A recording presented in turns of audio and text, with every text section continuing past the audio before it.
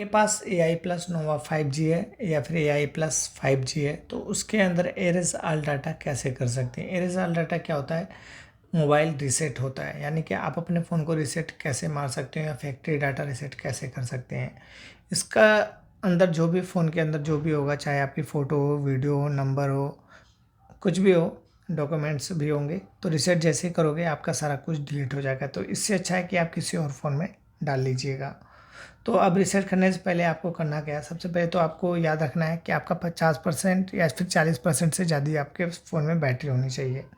उसके बाद आपको नीचे की साइड जाना है और यहाँ पर आपको दिख जाएगा सिस्टम एंड अपडेट्स, इस पर टाइप कर लेना है। बैकअप एंड रीसेट का ऑप्शन आएगा, रीसेट पे टैप करना है, रीसेट फ़ोन पे चले जाना है।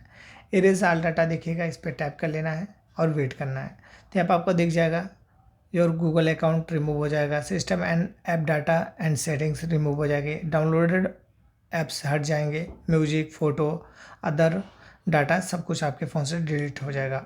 एरेज ऑल डाटा पे जाना है, जो भी स्क्रीन लॉक पासवर्ड है उसको आपको डाल के ऐसे एरेज पे टैप करके कंफर्म कर देना है। तो आपका फ़ोन एक बार स्विच ऑफ होगा, फिर कुछ टाइम बाद तक आपका रीसेट होता है, उसके बाद आपका फ़ोन ऑन हो जाएगा।